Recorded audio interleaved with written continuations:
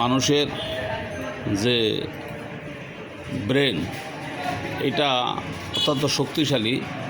শারীরিক শক্তির চেয়ে মানুষের ব্রেন শক্তি হলো মহা শক্তিশালী।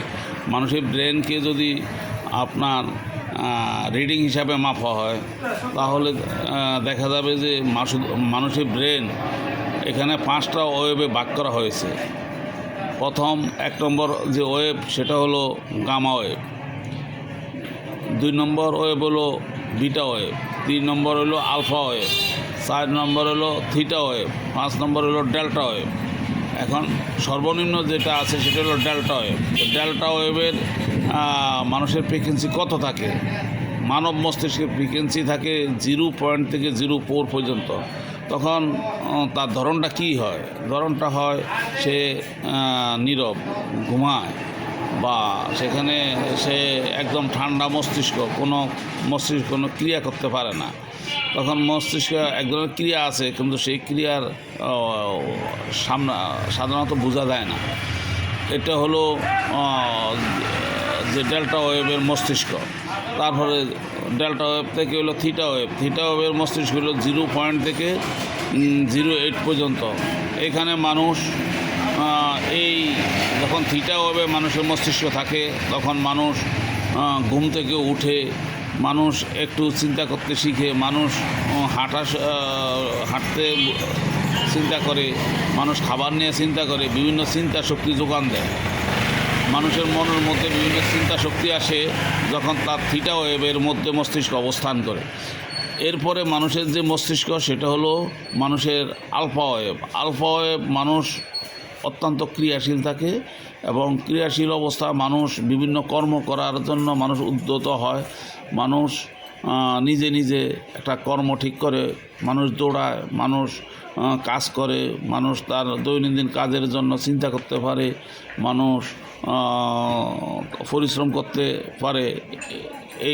এটার যে আলফা ওয়েবের ফ্রিকোয়েন্সি হলো আপনার 0.8 থেকে 0.20 পর্যন্ত। এরপরে গিয়ে হলো বিটা ওয়েব। বিটা ওয়েবে যে মানুষের মস্তিষ্ক যখন থাকে তখন মানুষ অত্যাধিক সক্রিয় মস্তিষ্ক থাকে। মানুষ যে কোনো কঠিন কাজের সিদ্ধান্ত নিতে পারে, মানুষ সমাজ নিয়ে, দেশ নিয়ে, মানুষ নিয়ে ভাবতে পারে, মানুষ ভালো আচরণ করতে পারে, ভালো কর্ম করতে পারে, মানুষের ভালো চিন্তা আসে মানুষের মস্তিষ্ক থেকে। সেটার নাম হলো বিটা ওয়েব। এরপরে মানুষের বিটা ওয়েব থেকে যখন তার মস্তিষ্ক আলফা ওয়েবে, গামা ওয়েবে অবস্থান করে, তখন মানুষের মস্তিষ্কের ফ্রিকোয়েন্সি থাকে 0.40 থেকে, অর্থাৎ 40 থেকে 140 পর্যন্ত তার মস্তিষ্ক থাকে। তখন মানুষ খেপে যায়, মানুষ একজনকে ধমক দেয়, মানুষ একজনের পাগলামি করে, মানুষ এক ধরনের উচ্ছৃঙ্খলতা দেখায়। তখন আমরা বলি তাস ছিঁড়ে গেছে। আসলে সেটা তাস ছিঁড়ে না, সেটা হলো মানুষের মস্তিষ্কের ফ্রিকোয়েন্সি তখন বেড়ে যায়। ফ্রিকোয়েন্সি যখন 40 থেকে 40 থেকে শুরু করে 140 পর্যন্ত তার ফ্রিকোয়েন্সি উঠে, তখনই তার এই ভাবটা মানুষের মধ্যে চলে আসে।